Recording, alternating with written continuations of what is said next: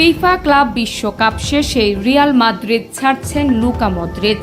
Ballon d'Or জয়ী এই midfielder আজ ইনস্টাগ্রাম বার্তায় জানিয়েছেন শনিবার লা লিগা রিয়াল সোসিয়েদাদের বিপক্ষে ম্যাচটি সান্তিয়াগো বার্নাব্যুতে তার শেষ ম্যাচ।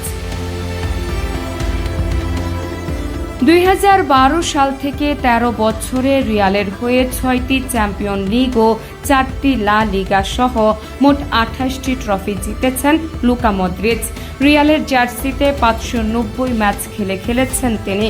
মদ্রিচ লিখেছেন, এসেছিলাম বিশ্বের সেরা ক্লাবের জার্সি পরার আশা এবং বড় কিছু করার আকাঙ্ক্ষা নিয়ে, কিন্তু এরপর যা ঘটেছে তা আমি কখনো কল্পনাও করিনি। রিয়াল মাদ্রিদের হয়ে খেলা আমার ফুটবল জীবন এবং ব্যক্তি জীবন উভয় বদলে দিয়েছে।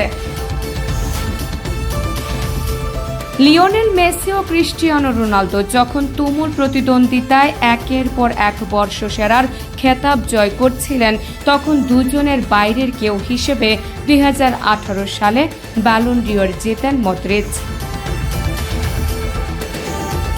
ক্রোয়েশিয়ান এই মিডফিল্ডার লিখেছেন, এই কয়েক বছরে আমি অসাধারণ সব মুহূর্ত কাটিয়েছে, যা অসম্ভব মনে হতো। এমন সব প্রত্যাবর্তন, ফাইনাল